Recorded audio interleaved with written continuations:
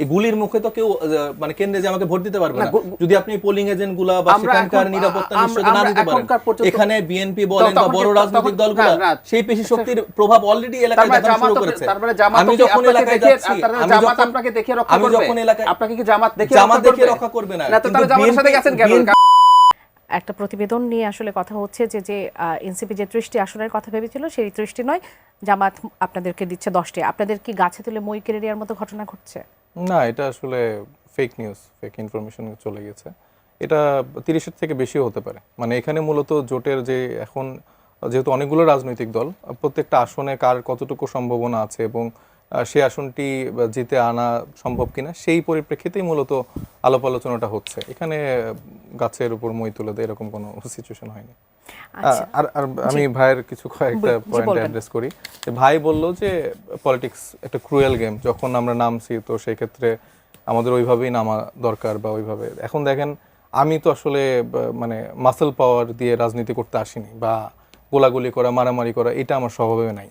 এখন যদি বলেন, ভাইরা যদি বলে যে তোমার রাজনীতি করতে হলে এখন খুনাখুনি মারামারি করতে হবে, তাহলে আই এম সরি, মানে আমরা তাহলে তো আসলে রাজনীতি করার সুযোগটা তাহলে পাবো না। এবং তারা যদি মানে বিভিন্ন টক শোতে এত সুন্দর সুন্দর করে কথা বলে তারা যদি এই লাইনটা আমাদেরকে ধরায় দিতে বলে, তাহলে এটা খুবই দুঃখজনক। তিনি বললেন যে সংস্কার কমিশনে যা যা প্রস্তাবনা ছিল কোনোটাই গৃহীত হয়নি। তো এটার অনেকে ভাই যেটা আসলে পরিবর্তন করার জন্য ছিল সেটা কোনোটাই গৃহীত হয়নি। তো এটার ব্যর্থতা বা দায়ভার তাদের নিতে হবে। তো তার এই সিস্টেমেটিক পরিবর্তনের জন্য যে সুযোগটা পেয়েছিল সেটা তো তারাই আসলে আমার মনে হয় যে মূল বাধার কারণ হয়ে দাঁড়িয়েছে। কারণ তারা এখন সবকিছু ভুলে গিয়ে তাদের এখন মূল এজেন্ডা অন্য কিছু আমার কাছে লাগতেছে। সো তাদের তো লড়াইটা করা দরকার ছিল মাঠে থেকে। কেন করলেন না যাকে? না আমি তারপর শেষ করি। যেমন দেখেন যে মানে পুরাতন রাজনৈতিক বন্দোবস্ত ধারাতে মানে, আর আমি যখন মানে লড়াইটা করব, আমাদের যে বলল যে আমাদের মধ্যে কি কনফিডেন্স নাই বা আমরা কেন মনে করছি না যে 20-23টা সিট পেতে পারি। দেখেন কেন এরকম জায়গাটা তৈরি হচ্ছে। একে তো একটা নিরাপত্তাহীনতার বাংলাদেশের জায়গা আমরা দেখতে পাচ্ছি। এখানে বিশেষ করে কিছু মানুষ বা বিশেষ কিছু দলের ক্ষেত্রে আলাদা একদম পুরো আর্মি বাহিনী, সেনাবাহিনীর সব প্রোটোকল দিয়ে নিরাপত্তা দিচ্ছে। কিন্তু আমাদের ক্ষেত্রে ধরেন 2-1 জনকে যদি গানম্যানও দেওয়া হয় সেটাও একটা বড় ব্যাপার। এই কিংস পার্টি বলেছেন যে আপনারা চাইলে আপনাদেরকে লাইসেন্স আর্ম আসলে দেওয়া হবে। এটা তো আসলে মানে কয়জনকে আপনি দিতে পারবেন? আপনি তরুণ সবাই যারা আমাদের সবার তো রিস্ক আছে, আপনি কি সেভাবে দিতে পারবেন কিনা? এটা তো আসলে হয় না। এখানে যেভাবে একটা রাষ্ট্রের ইন্টারিম গভর্নমেন্টের নিরাপত্তার জায়গাটা জোরদার করা ছিল, এখানে রাষ্ট্রের সকলের নিরাপত্তা জোরদার করা উচিত ছিল। সেই জায়গাটা নিশ্চিত না করে যারা আছেন তারা নির্বাচন পরবর্তী সময়ের নিরাপত্তা নিয়েও কি শঙ্কিত কিনা? অবশ্যই শঙ্কিত, ডেফিনেটলি শঙ্কিত। আমি একটু শেষ করে নিই। তো যে অসম প্রতিযোগিতায় আছে সেখানে যখন আপনি দেখবেন যে মিডিয়া হাউসগুলা বা চ্যানেলগুলা 17 বছর ধরে যেভাবে ফাংশন করেছে, হঠাৎ করে কোনো একজন দলের নেতা আসার পর থেকে সেই কেবলাটা তাদের মুখী হয়ে গেল। তারপরে মানে পুলিশ থেকে, প্রশাসন থেকে শুরু করে গোপালগঞ্জের কেবলাটা হঠাৎ করে আমরা বগুড়ার দিকে যাওয়া শুরু করলাম, দেখলাম। তো এই পরিপ্রেক্ষিতে আপনি দেখেন যে মোটামুটি 32 জন ঋণ খেলাপির যাদের ঘটনা এসছে তাদের মধ্যে 16 জনের উপরে বিএনপির প্রার্থী।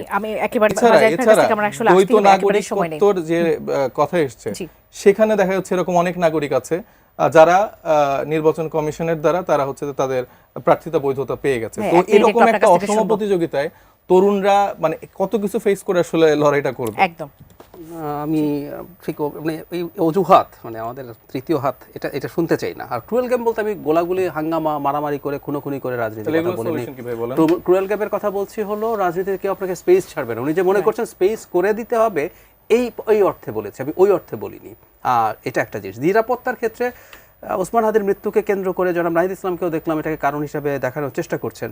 মানে উনি মনে করছেন উনি জামাতের সাথে থাকলে নিরাপদ থাকবেন। আপনি কি মনে করছেন সেটা কি সম্ভব? আমি মনে করি কেউ যদি নিরাপত্তা, এটা নিয়ে আমার দ্বিমত নাই যে উনি যদি গানম্যান নেয় ওনাদের জন্য বা নিজে অস্ত্র নেন, এমন কি বিষয়টা যে জামাতের সাথে থাকলে বেশি নিরাপদ, বিএনপির সাথে থাকলে কম নিরাপদ, বিষয়টা কি এরকম? না, বিএনপির সাথে না, ওনারা মনে করছেন আলাদা থাকলে কম নিরাপদ থাকবেন, তাই তো?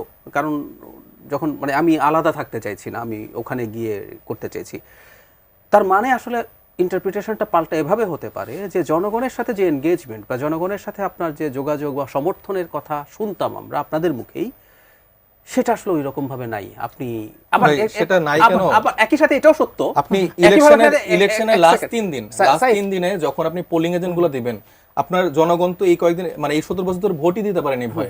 আমাকে জনগণ ভালোবেসে মাথায় তুলে ফেললো, এই গুলির মুখে তো কেউ মানে কেন্দ্রে যে আমাকে ভোট দিতে পারবে না যদি আপনি পোলিং এজেন্ট গুলা বা সেখানকার নিরাপত্তা নিশ্চয়তা না দিতে পারেন। এখানে বিএনপি বলেন বা বড় রাজনৈতিক দলগুলো সেই পেশি শক্তির প্রভাব অলরেডি এলাকায় দেখা শুরু করেছে।